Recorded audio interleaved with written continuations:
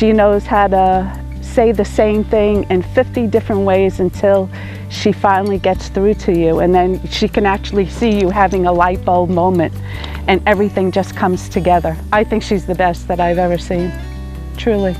The title of the book is 40 Fundamentals of English Writing, and we named this book because when we were sitting down just talking about what every writer should know, we made a whole list of foundation principles. We came up with 40 different points, so it became the 40 Fundamentals of English Writing.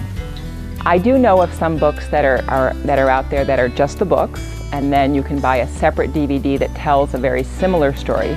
But as a companion package, I believe this book is the first one on the market. The book itself is a standalone book. If you're going to buy this book, you're going to find that everything you need to know in terms of viewing the 40 fundamentals, they're there in the book with the written word and with really great photography to back up the written word.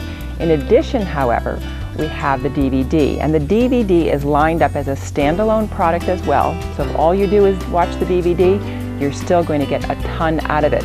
But if you're reading the book and you have a further question, say on half halt, and you want to see it in action, you can just put your DVD in your player, go to the same chapter, and watch it in living pictures.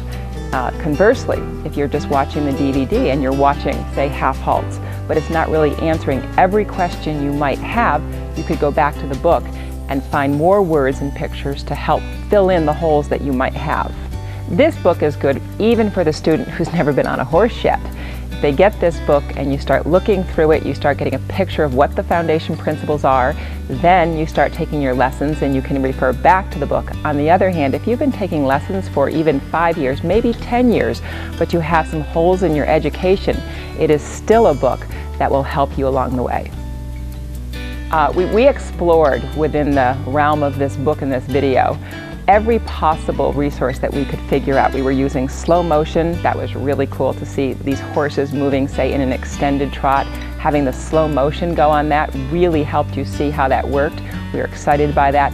We also tried things where we had the camera really low, shooting up at the horse so you could see different parts of how the horse was moving. We had our high angle, low angle, slow motion, pretty much anything that we could figure out of it as a creative way to be able to tell this story better and give the reader/viewer better insight into what we were talking about. We tried it.